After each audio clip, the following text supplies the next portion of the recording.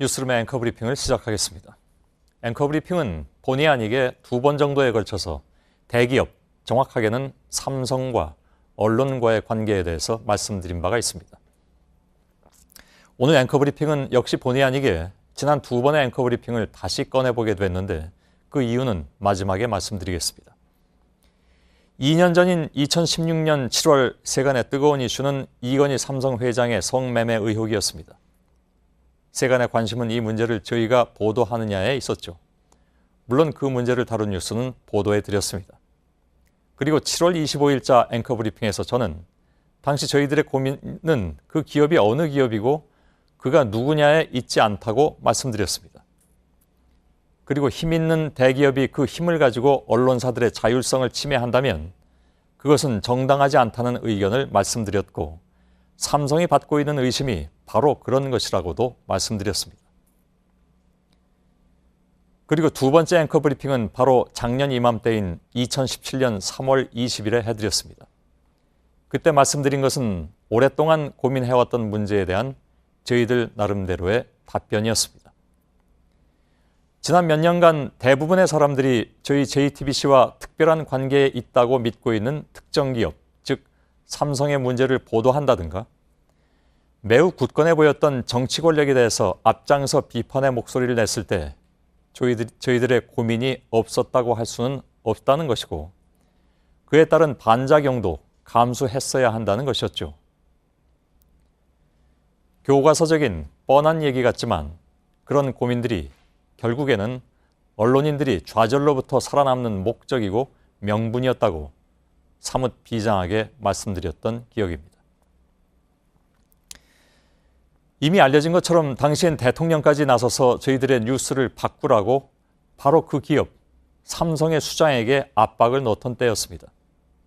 그러나 이미 결과로 나타난 그대로 그 기업의 수장이든 누구든 그 기업 자체든 저희들에게 그 어떠한 압력을 행사할 위치에 있지 않습니다.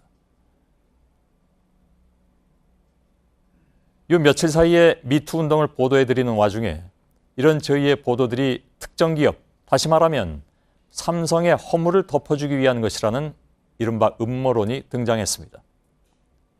그 근거로 제시된 것이 제일모직 상장 과정에서 삼성의 3남매가 막대한 차익을 얻어서 후계 승계와 관련된 것으로 보이는데 삼성 측의 로비를 받은 공중파 방송들이 이를 보도하지 않았고 JTBC도 동의했다는 것입니다. 그리고 장충기 전 삼성 미래전략실 사장과 언론사 간의 유착관계를 보여주는 문자 메시지 건에 대해서 보도하지 않았다는 것 등이었습니다. 그 대신 저희들이 안희정 충남도지사의 성폭력 사건을 키웠다는 것이죠. 저희들은 이미 삼성의 제일모직 상장 과정에서 촉발된 문제점, 특히 그것이 후계 승계와 관련돼 있을 것이란 우려를 당시에도 3차례나 보도해드렸습니다. 따라서 이런 문제에 반성이 필요하다면 그것은 그때 이를 보도하지 않은 해당 방송사들의 몫일 뿐 JTBC를 굳이 끼워 넣을 필요는 없다는 것입니다. 장충기 전 사장과 언론사 또 국가기관 간의 문자 메시지로 드러난 유착관계 의혹도 마찬가지입니다. 저희들은 이미 당시에 5차례 이상이나 보도해드렸습니다. 그 밖에 이건희 회장의 차명 계좌건에 대한 검찰의 수사 착수는 이미 단독으로도 전해드린 바가 있죠. 이런 문제들이 다시 뒤늦게 수면 위로 떠오른 것은 지난 시절 삼성이란 대기업과 언론사 간의 유착관계에 대한 의혹을 제기하는 과정이겠지만 거기에 저희들이 대상이 될 이유는 없으며 더더군다나 미투 운동에 대한 음모론에 이용되는 것은 도무지 이해하기가 어렵습니다.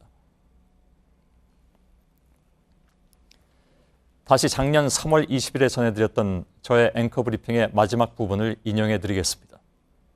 저희는 특정인이나 특정 집단을 위해서 존재하지 않습니다. 시대가 바뀌어도 모두가 동의하는 교과서 그대로의 저널리즘은 옳은 것이며 그런 저널리즘은 특정인이나 특정 집단을 위해서 존재하거나 복무하지 않는다는 것입니다. 저나 기자들이나 또 다른 JTBC의 구성원 누구든 저희들 나름의 자긍심이 있다면 그 어떤 반작용도 감수하면서 저희가 추구하는 저널리즘을 지키려 나름 애써왔다는 것입니다. 비록 능력이 모자라 못할 수는 있어도 생각을 바꿔서 안 하는 경우는 없을 것입니다.